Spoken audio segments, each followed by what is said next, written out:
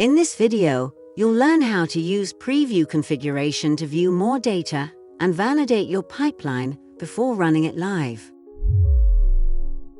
You've just finished building a flexible, parameterized pipeline. Great work! This is part 2 of parameters. Before running it live, let's make sure everything flows as expected. Think of this as a quick quality check. By default, StreamSets only shows a few records in the preview, which might not be enough to validate your work.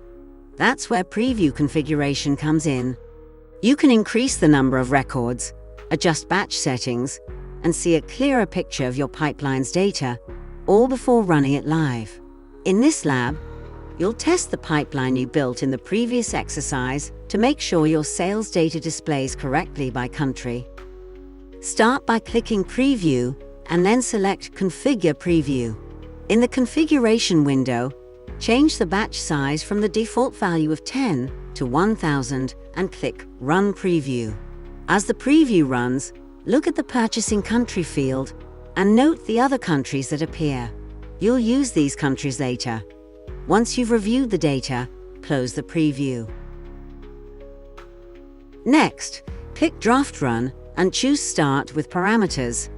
The Start with Parameters window opens, showing the parameter P_country defined with the value United Kingdom. Change this value to Iran and click Start.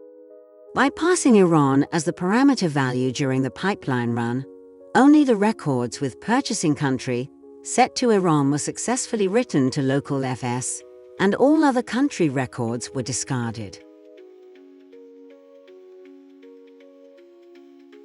Finally, check in your changes with the commit message Lab 18 parameters, then click Publish and Close. Congratulations! You've successfully tested your parameterized pipeline and confirmed that your country-based filtering works as expected. Let's now bring the concept to life on the StreamSets platform by doing the lab.